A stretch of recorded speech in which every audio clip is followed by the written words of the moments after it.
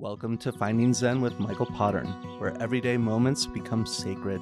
I'm your host, Michael Pottern. Together, we explore how presence shows up in people's lives and the quiet gifts they reveal themselves to be when we truly pay attention. So take a breath, settle in, and let's hear what presence has to say.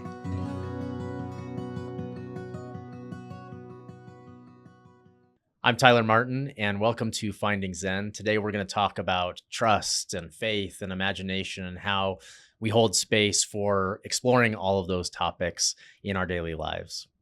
Welcome, everybody, to another episode of Finding Zen with Michael Pottern. I'm here today with Tyler Martin. This is going to be a really special interview. I think we're going to get into things around trust, faith, imagination, and daily practice. Let's just start with, just getting curious and see what presence has to say. Let's start with trust because I think we can kind of go into the background of you, but people can look in the bio on the podcast. I'm more excited about the conversation of what we're going to get into. What is trust to you?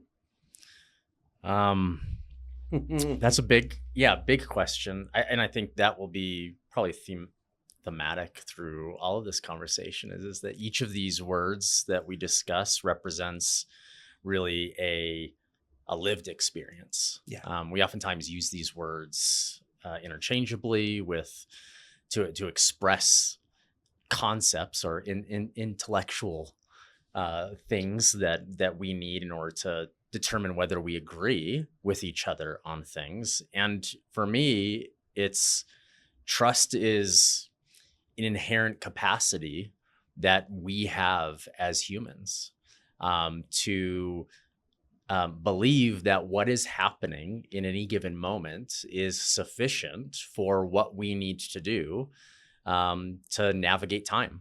And that's probably the really complicated definition. But what it means is whatever's being served up for me based on my level of maturity, my level of immaturity, I'm going to react to that. I'm going to interact with that in a way that is from my head. It's going to be from my heart. It's going to be from an action perspective. And whatever proceeds from that is what it is. And whether I decide that I'm going to judge that, shame that, whether I'm going to celebrate that, whether I'm going to be happy about those decisions, really points back to this idea that whatever is happening is necessary for that moment, because at any given time, I can only live in that present. And that the minute that second goes by, I'm now in a different present.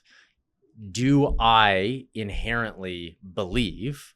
Do I inherently trust that what is serving up is aligned to me, is not aligned? And I spend a lot of time trying to pass judgment on whether it is aligned to who I want to be or not. And oftentimes we use phrases like, when I make a decision that says, I chose to do something, I might be in a relationship with someone and they react a certain way. And I, in reactivity, respond in a way that I wish I wouldn't have responded. That sense of, I might tell myself, I can't trust myself in those situations. What am I really saying? And this is where I'm going to get a little bit paradoxical with this, is that what I'm also saying is that I can trust that I don't have the maturity level yet to really show up in the way that I want to in that moment, in that situation, in that context. Does that mean I don't trust myself? This is where I'm flipping it. No, I can trust that I'm not going to live aligned in those situations, or I'm going to really struggle to. I'm going to be activated. I'm going to be triggered. And what I'm really communicating to that is I can trust my immaturity more than I can trust the maturity I want to reach for. Mhm. And that's where when I start discussing the topic of trust, it really points back to that nature of what is showing up right now is sufficient. I'm a father of 3 daughters. We have these conversations. We have the conversations and around, my oldest pursuing a romantic relationship and running into somebody that she has an attraction to, but that person is behaving in certain ways that causes her to start second guessing. Is this person actually interested in my best interests? Are they mature enough to be aware of how their choices impact me, how their choices impact themselves? She's doing this dance with herself around, can I trust this person? And I have to talk with her in terms of, are you trying to trust the potential that you see in this person? Are you trying to advocate whether you can trust yourself and whether you will compromise Right. with who that person is today versus who you believe they can be in the future? And what she's really asking is, can I trust myself to make the decisions based on the only thing that's available to me today, which is the body of her past experience and what that means for the present now, how that influences her, whether that draws her more closely to the version of herself she wants to be, Mhm. or whether the culmination or aggregation of those experiences are driving her more into a cynical view that she could never attain that. Right. And what it increasingly puts her towards, potentially, is a choice between, am I going to make myself smaller, more contained, more structured, withdrawing from the possibility of who she could be? Or is she going to learn that I can trust that wherever this person is, wherever I am, we're going to bump into each other, Mhm. and something else is going to emerge that might surprise me. Can I trust myself to now treat whatever that emergence is lightly and for the value that it's delivering in that moment? Well, I love that you say, trust is a active experience. I mean, it's continually to be present, to listen, and I think then there's the external side of how do we know if we really build trust with other people? Mm. It's not just a one-time kind of thing. Can you go into that side? You kind of talked about the internal. Now let's talk about the external of when we're meeting new people, Yeah. and that it takes a couple times to kind of figure out. Yeah. When I'm meeting somebody that's new, and I'm assessing, what am I assessing? I'm assessing, is this a safe space with this person? And what do I mean by, is this a safe space? There's versions of myself that I might bring out when I only feel safe, Mhm. when I have been reassured that whatever part of myself I'm going to expose is going to be honored by this person that I'm meeting. And that takes time. I think we've also all experienced that aspect of when we are young, before we have the wounds of having parts of ourselves that we offered in the interest of building relationships. Before we had those wounds where those parts of ourselves were profaned, were violated, we are much quicker to offer up parts of ourselves in a way that says, hey, I want to be known. Yeah. I want to be seen. I want to be witnessed. Hey, you've got something, you're doing something that attracts me and says, hey, we could potentially do this together and surprise ourselves in what we can do together, versus what we can do on our own. Yeah. And then those efforts are forgotten. Somebody else goes off and comes from a home where they had to learn that their safety depended on how much they manipulated or controlled the situation. and they bring that into a relationship. Mhm. And I may be so young that I don't see the context of that. I don't know what made them show up this way. I may not even have the wherewithal at early ages to know what's making me show up the way I am. And so we learn by this trial and error, and then we never evaluate the trial and error. We never evaluate how it is that somebody who showed up in a way that felt very violating put us into a stance of defensiveness that increasingly created that opportunity or that invitation towards a cynical view, created beliefs within myself that says you can't trust somebody unless you have the means of validating that they are trustworthy. That part, that trustworthy, points to a assessment period that's required, Yeah. where we make a determination on, can I continue with this person in a way that I'm not going to get hurt? I believe there is value in that.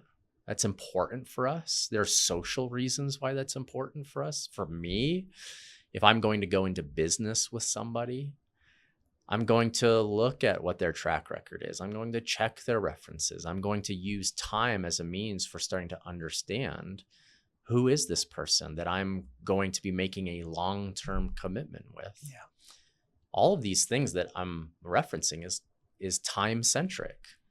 We need the longitudinal view of seeing people behave in multiple situations across different interactions with other people to start to develop a view of, who is this person? Who am I witnessing? What does it mean to know somebody? And I want to give them the benefit of the doubt. I want to start with a inherent trust within the relationship that allows me first to step in and risk. Mm-hmm. Because that's what we're doing every single time we go into a potential new relationship, is we're risking. Sometimes assessing risk takes longer amounts of time.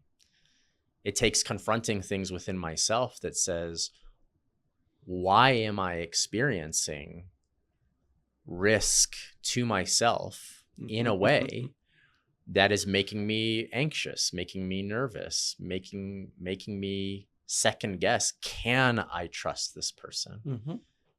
And what it points back to continually for me is, what's happening inside of me?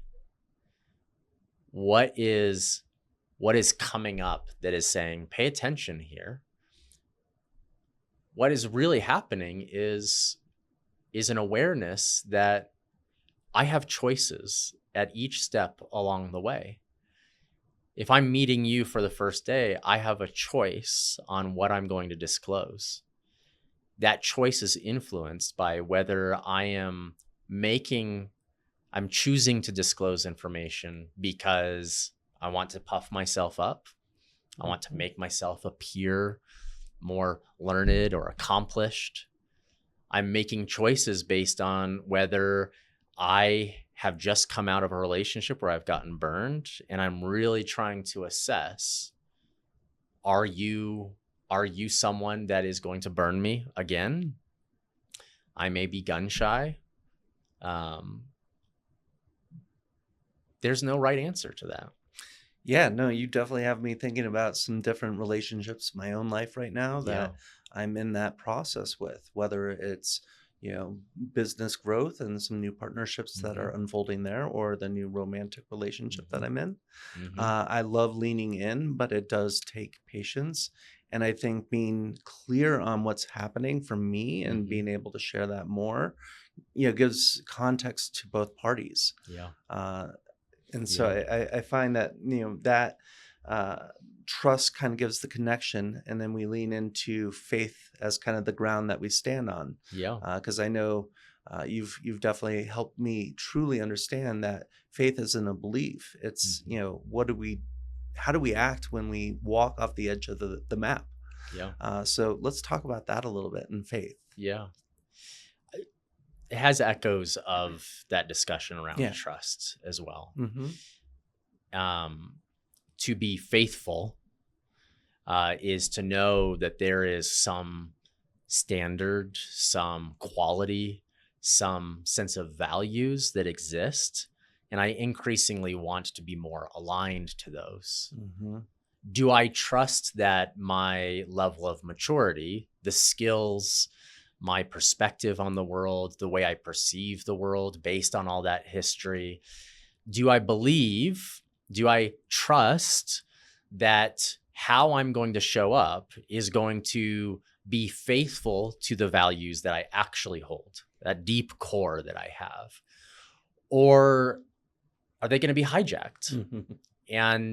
And we talk about this in terms of whether something is workable or not. Is this something that is actually keeping me in line with those values, or is it taking me away from those values? And the faith that I have in who I am at my core, the things that make me who I am, are constantly going to be bumping up against my ineptness at making the choices in the moment on whether I'm going to live out those values or not. Mm-hmm. And this shows up professionally for all of us. We start relationships, going back to the nature of that relationships. And when we decide to say we're going to stop dating or courting, whether that's interviewing for a job and trying to assess, is there fit here? And then we decide, yeah, we're going to go into an arrangement. And that arrangement's going to include me as, let's say, an employee, as a coach, or working with a potential client. Am I going to stay faithful to myself? And that might be different than the version of myself that has been crafted in the mind of the other person Mm-hmm. through that interaction of us trying to adjudicate fit. And so we get into these situations where I'm behaving a way that is very aligned. I'm being faithful to myself. And the other person is saying, you're not, you're betraying my version of you. You're betraying this idea of what I think you should be doing. And now we have conflict. And what we're dealing with is the conflict between me knowing myself, how much I know myself, and the other person claiming to know who I am and having an idea of who I warranted myself to be. And they would say, you're not being faithful to me and to the version of the relationship I thought we were entering into. Yeah. And that's important, because I do betray myself. I do make compromises. When I enter into a relationship with somebody that has some heft to it in terms of the risks that we are both agreeing to, is my time. First and foremost, I'm going to dedicate my time to this relationship in exchange for them dedicating whatever finances, whatever investment they might be making with me. And all of the things that they could have invested in with those same funds, their own time, and saying, we risk that if we don't realize what we hope we're going to realize by banding together and having this relationship, it's not just the costs of not getting what we thought we were going to get. It's all of the costs that are associated with what we could have done with other people. Mm-hmm. And that's why it compounds for us. Mm-hmm. And it compounds in a way that makes me ask myself, am I warranting that what you see is what you get? Am I allowing the leverage that I'm really banking on this person paying me so that I can put food on the table, so that I can put a roof over the head of my family? And if they do something I disagree with, do I undermine my own voice in that situation because the risk that if I raise it, they may not like it. Yeah. And they have the autonomy and agency to say, this isn't working, and terminate potentially. And if they do that, I know that those have very real impact on my family, on my daughter who has medical challenges. And do I allow that threat, that risk, to take me further away from myself by saying, I'm going to keep my mouth shut. Mm-hmm. I'm not going to speak up. I'm going to be unfaithful to the things that I know to be true. All I can do in terms of faith, setting aside kind of the religious definition or the dogmatic definition of those, is to be faithful to what I know about myself at any given time and use the bumping into other people, whether those are clients, whether those are friends, whether those are romantic partners, and use those interactions as a mirror back to me on whether I'm being faithful to who I know myself to be. Yeah. Or whether I am bumping up against them in a way that is in conflict with the person I want to be. And so faith for me is a pursuit of consistently trying to be more aligned to who I believe I am becoming, and trusting that at any given point, I'm going to be ham-handed with that at times. I'm going to make mistakes, and that I can trust the feedback that comes from that to tell me where I make adjustments, where I choose new ways of surrendering to the tension, the conflict, the friction that's emerging as the teacher to me for what I want to be in the future. That is going to be different than what I am now. And I must do that. Otherwise, I just live the same movie over and over again, doing the same things, trying the same things, and never actually reflecting on this wealth of feedback that's being given to me just by the nature of moving through life in a way that is going to include us bumping into each other. It's interesting how you're framing this, because I've been sitting with, the terms what's a calling or a vocation. And I think there's a lot of parallels with faith and, how do we just surrender? And surrender is not apathy. Surrender is a very diligent, I'm choosing to do this with a lot of unknowns. Yeah. So this is really exciting to kind of unpack, because then that really gets into, faith is the posture. So now we go into kind of, well, how do we create the world then that we want to create? And that's kind of from the imagination. Yeah. So let's jump in that river. Yeah. Yeah. Imagination for me, it's, so had a catastrophic injury involving my daughter in 2010. And with anything that is traumatic, and for me, everything is traumatic, is intensity, is friction. We oftentimes reserve trauma because it is important to recognize that we do need a distinguishing feature between this acute form of trauma that is very condensed over a very short period of time, because what it creates is a different lived experience than accumulated trauma or intensity or the monotony and routine of life. But when, in my experience, that involved acute trauma, it's very difficult when we are confronted with the crumbling of our world to imagine anything different than that. There's a lot of what happens even in small things where I know that I need to be at work or at my desk by 8:30. And all of a sudden I look over and it's 8:10 and I've got a 30-minute commute. everything that I'm playing in my head is the what ifs based on my past experience of either being late, of potentially being chastised for that, the realized risks that are known by my body that says this is deeply uncomfortable and distressing. I don't want to experience that again. And then it, living in that present moment as I'm driving to get to work, as if that's the That's the only reality. possibility. Yeah. And then getting to work and someone coming up to me that maybe was someone that came up to me previously and said, man, you really screwed up here. I have that remembrance, bracing for that. And this person saying, traffic was really tough this morning.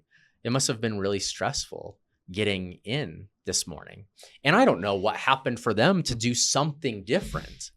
But in that moment, everything that I was predicating my reaction once I get into the office on was still based on a limit to my imagination that said, if this happens, then this must follow. Mm-hmm. And this person participated in destroying that, in taking that world that I'd built with inside of me that said, this is the only way this could possibly happen. They decimated that in a very simple way. When I talk about and explore imagination, it's first about recognizing the degree to which I have made my life formulaic. Mm-hmm. That says, if I do this, this must follow. And when I get stuck there, it's largely because I'm doing the steps, I'm doing the baby steps. And I'm seeing other things, other challenges or nuance emerge that threatens that eventuality that I was anchored to. Mm-hmm. So if I decide I'm going to start a business and I have this idea of what that business needs to look like in the future, I want it to be sustaining. I want it to sustain me. I want it to be repeatable enough that it's throwing off cash in a way that allows me to potentially pursue the life that I anticipate pursuing 5 years from now. And what that means is that I want to have a good work-life balance, or I want to decrease the number of side hustles that I'm pursuing so that I'm a little bit more focused and not having to think about things all the time. What I'm thinking about is the things that I'm escaping from. Yeah. And when I'm escaping from something and saying, I will be happy when. Any kind of change in that, let's say, 5-year path, I'm going to be activated in, no, I've got to make sure that the path leads there. And so I'm grasping for degrees of control and saying, this feels like this is taking me further away from that. Mm-hmm. I hired an accountant. That accountant had a different view on what things should be done. And now, even though I've hired someone that is an expert in this area, that I had built a pro forma that was based on my experience, but that's not my area of expertise. But I've hired this person for their expertise. And then they start saying, we may need to take this route. All of a sudden, I'm activated by the fact that they're saying something different than what I had conceptualized in my mind. Yeah. And now I'm fighting this expert in their field, not because I'm an expert on it, because really what it's at the core of this is this person is telling me there's going to be a different path, and I'm uncomfortable with that alternative path. That's a limit of imagination. I can't imagine a world where there's an alternative path. I've anchored and built up walls around this path must work because this is where I have to end up. And so I'm my own worst enemy in that situation. Well, you are, and you also have, I think, to thread the needle back to your story about your daughter and her accident, was that you had a blueprint. That's right. You had, okay, here's my life. I got my girls. We're good. Let's just do this. I'm going to do Yes. my job.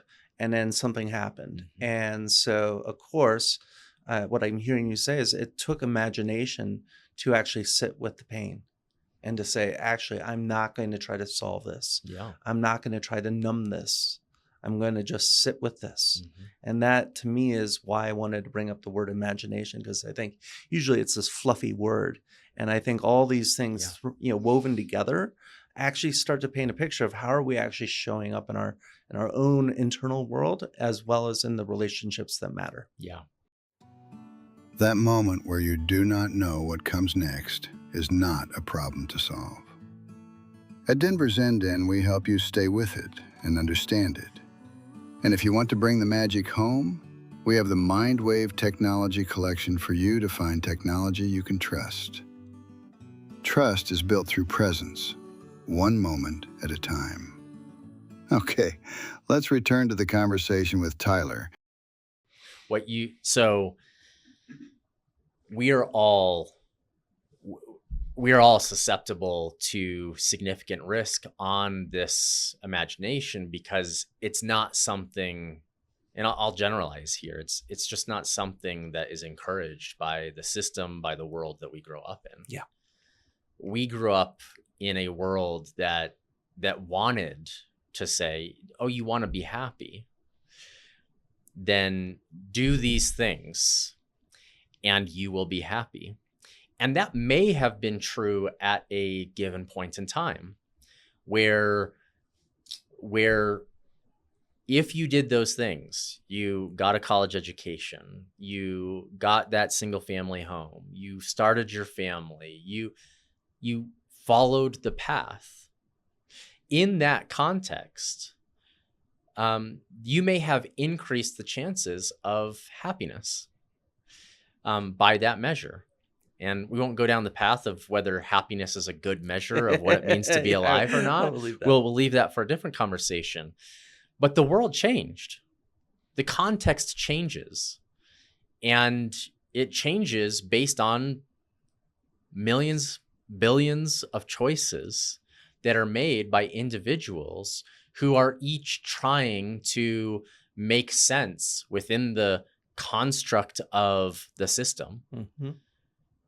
Of whether it's making them happy or not, and making small adjustments until eventually the formula just doesn't hold any longer. And what do we do when the formula doesn't hold? Going back to what you said regarding my family is that this was one of the most challenging pieces. Was there was no retrenching back to the way things were. We had to take 2.5 years to even evaluate, is that even a possibility? My daughter is healthy one day, the next day she's not. So the outstanding question is that how long is it going to take for us to realize whether she will get back to pre-accident health, so that we can then just go back to rebuilding those dreams that we had before? It took us 2.5 years to realize that, no, we are going to be parents, caregivers to a quadriplegic, epileptic, largely comorbid individual who we love, who is still here, but is not the same person as she was prior accident. The formula was decimated. And when I talk to individuals, and we get past this kind of desire to compete on the level of decimation that people experience, which oftentimes precludes people from being able to connect with themselves and say, 20 years ago, I had a plan. I believed it was going to make me happy. 20 years later, I've had an accumulation of experiences that I look at, I would not qualify any of those as traumatic or devastating. But the dream that I thought I had and what it was supposed to deliver is dead. Mm-hmm. It's not here. And what do I do with that? Mm-hmm. this is where our conversations have to turn away from what do I do next in order to just pick a new dream and start going after it, and start asking the question of, is it my relationship to that outcome orientation that says, unless I get here, unless I arrive, unless my daughter gets better, I will never be happy. Yeah. And we need to change our relationship more towards how do I start paying attention to what is happening now, what's being asked of me now? And this goes back to that posture, having the faith that events are holding a mirror up to me, and trusting that I am in the process of having the skills cultivated within me to deal with the messiness of living, including having my daughter and our life completely upended. Yeah. Thank you for sharing all that, because I always hear a little bit of a different energy or a different just like slice of that onion of what that experience was and what that has brought as a boon, as a value. And, it's just been such an honor to witness the family in that way. I was going to ask about kind of, your practices and how do you kind of maintain this stuff. Yeah. But I think our conversation yesterday about where is this going in this more kind of then, okay, we have our own connection to imagination. But now we're starting to see a world that's crumbling from the corporate side. We're starting to see a lot of these emergent aspects that maybe are calling for a different model. So I think it actually is very valuable to kind of end with that conversation, because I think that really dovetails the personal imagination. How can I see it differently? And how do we do that together? And actually, how do we build the world? Because, we have all these amazing philanthropists out there that, say that they want to donate, and, and I'm sure they're benevolent, but they're still playing by the old structure. And that structure is either dying, or as you, I think, say, it's dead. Yeah. So let's just end with that, because I think that's meaningful. Yeah. Yeah. You just laid it out really well. And I'll start with that metaphor of, at the personal level, is that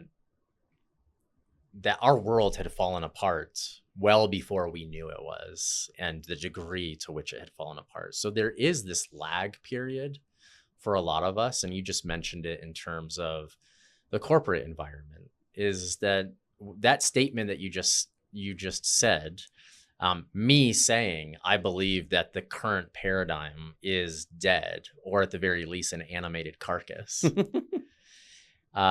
is not, there's many people that would say, no, we just got to work harder. They're still working and still believe and have faith in the paradigm as it is currently structured. And what is the paradigm that I'm talking about, or how I anchor to it? For me, it's one that has outlived its purpose. It did its job. It presented the opportunity for us to have different versions of imagination, where we, under this paradigm, we went to the moon. I believe that. I'm not a conspiracy theorist. I'm just going to say that right now. We won't argue the merits of that, but we went to the moon. We just did it again. So that's an aspect for us that says, prior to 1969 and earlier, the idea of going to the moon existed within, Jules Verne and sci-fi novels, and then we did it. This goes back to that aspect of starting with imagination, and people called that fiction. They didn't believe it. That was the realm of the mystical, of mystery, of fantasy. And then it happened. And I feel we have met the limits of that model of saying that, hey, we want to do something that is anchored in this expansive view of testing our bounds. And then we are going to go about throwing a whole bunch of resources at that in order to prove to ourselves that we can bust through the limits of our imagination. And we've stopped doing that in a way that was reflective of us as a species. And now we have been subsumed by the idea of, well, now that's a part of a select group of individuals who are capable of doing that. And so what that means for us is that our model of this cynical extraction model that says everything is a zero sum. The only way that I'm going to be happy is if I go out and I, through scale, economies of scale, size, managing costs, I'm going to outcompete and I'm going to get the biggest share of the pie. And then I will have won, is no longer serving us. And most people say, but this is the best one. Look at the wealth. We have all those arguments. And I would say, yeah, but at our core, our human condition is based on our ability to transcend previous paradigms and move into new paradigms. And the minute that we start believing that we have arrived, the minute that we have believed that whatever that previous paradigm is, whatever our relationship to it was, whatever it delivered to us in terms of happiness, when it stops, if we still keep trying to animate it, we are throwing good resources after bad, good money after bad. And it's incumbent upon us now to remember that we have done this many times before. We have surmounted our devotion to the previous model and adapted and transformed ourselves, transcending that very desire to reach for false security.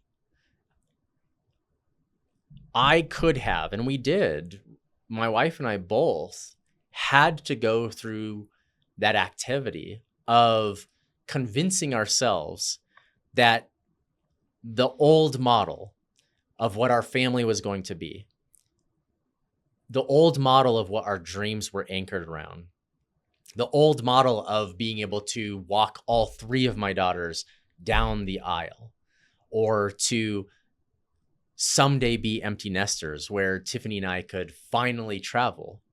All of those things disappeared. Mm-hmm. And I could spend a lot of time, and we did spend time trying to resurrect that, trying to reconstruct it. But that process was coming to grips with the fact that when she got hurt, that reality, or that version of reality, passed away.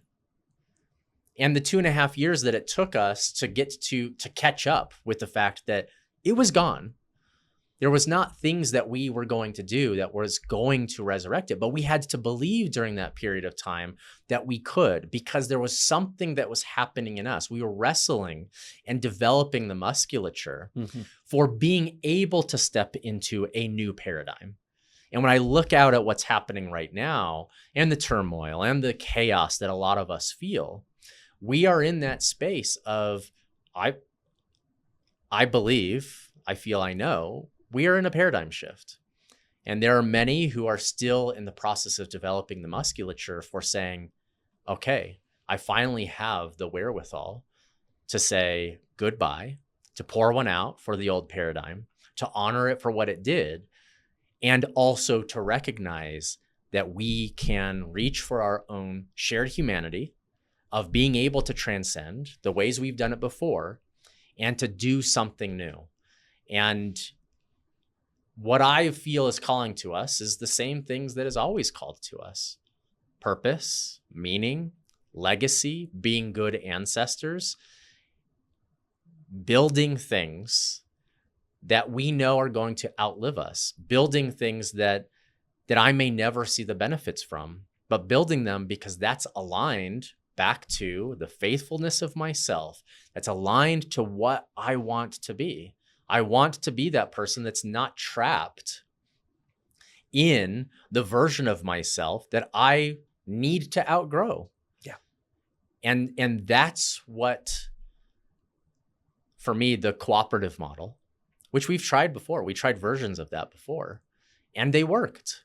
And then they worked to the limits of what our own collective maturation was. And now we're saying maybe we go back to very similar cooperative models. Yeah. But now we have a different level of maturity that says we're going to up level in new ways. And that's where I'm focusing right now on two primary areas. One is in media and art in particular. That's probably another conversation we could talk about, just the nature of art and how it captures a lot of what we've been talking here. Mm-hmm. Art, how we do that in a way that is more along this cooperative model. And then for me as an emerging psychotherapist in that clinical space and mental health, and what that looks like differential to the healthcare model or the medical model of how we've done things for the past 100 years, 60 years, depending on where you pick the starting point. And we're trying to, and me and my partners and the allies that we have around us, we're confronting the fact that there's a lot of holdover from the previous paradigm, and learning new skills for moving into a different paradigm is going to feel very foreign. And that's exciting for me. The foreign, learning something new, the adoption of that beginner's mindset is an area I want to be in more long-term, more frequently. And that to me also anchors to something we forgot. Going to the moon, colonizing this planet, has some problematic aspects to it. But when it points back to something about us and our shared humanity that we have forgotten, it's two things for me is that we actually do have that capacity to trust that desire to explore, to discover, to get curious is going to lead us in areas that are foreign, that are scary, that don't have answers, and that we can trust we're going to do that together in a way that is going to continue to grow us in ways that we can't even imagine yet. But we can imagine the surprise itself. Whew, I got goosebumps there. On this podcast, we've talked about the overview effect quite often, and something I hadn't really put my palate on yet is that fact that going out and looking back maybe gives you that impetus to say, maybe we can do this differently. Mm-hmm. And that's why Earth Day was astronauts, Doctors Without Borders, astronauts. These are big, hairy, audacious things. It's because they saw that we can maybe act differently and move differently. I'm also just, really excited about this concept of that co-creation and that collaboration. I often refer to that as playing jazz, and I just want to play jazz with people with the Zen Den and with Mindwave and with the therapeutic audios we're creating and all the different things. That to me is what lights me up. It creates more trust. It creates even this new ecosystem that then we don't have to play out these past fears and things that we're still predicating on. Okay, the world's shifting and I don't know what it's going to be. So let's just go back to nostalgia. I just want it to go back. Yeah. I want it to be the way it was. And so I guess as we kind of wind down today's conversation, what would be one piece of advice for somebody who's kind of struggling with this overwhelm of, of a paradigm shift? Yeah. When I talk to people about overwhelm and how that shows up, one of the outstanding questions is overwhelm of what? What is it being overwhelmed, and how is it manifesting? It's manifesting with fear. It's manifesting with anxiety. And what are the behavioral reactions to that? Typically it's control, it's coping mechanisms. It can be things like over engineering and throwing yourself further at the problem, dashing yourself against the wall in a way that exhausts you. Or it can also look like, and you mentioned earlier, numbing, actually getting to this hypoarousal state, where we are actually dissociating, where we are getting further and further away from whatever it is in that lived experience in the present moment. The reason I contextualize it this way is the practices that we need to do are to move closer to what's happening at any present moment, and that those things are around us at all times. Why is art so powerful to us? A big part of art is that it's, I'll use cinema as an example. What's the appeal for cinema? Is it reflects a desire for some degree of fulfillment. And getting to see a story that has a beginning and an end is something that we want. We talked about the outcomes, but what do we go? We don't go to watch the beginning and to watch the end. That catharsis that happens at the end, the initiation at the beginning, the bulk of what happens is in between. And we want to go on that ride, but we do want to feel that sense of fulfillment because we don't get it in the rest of living. Yeah. We get lost in the routine. We get lost in the mechanics. We talk about what you accomplished today, and it's very difficult for us to name that. We can define when we started our day, when we got into the office, or when we started a project, and we can define when we stopped working on it, but it oftentimes feels like it's constantly ongoing. We need moments for us to actually look at what happened today, what happened yesterday, what happened when I interacted with the individual that was doing my oil change this morning.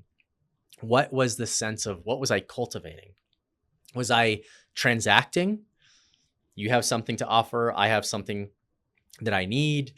We agree on this, it's done. Or am I using that to say, why did I show up in that way? Was I short with the person? Where did that come from?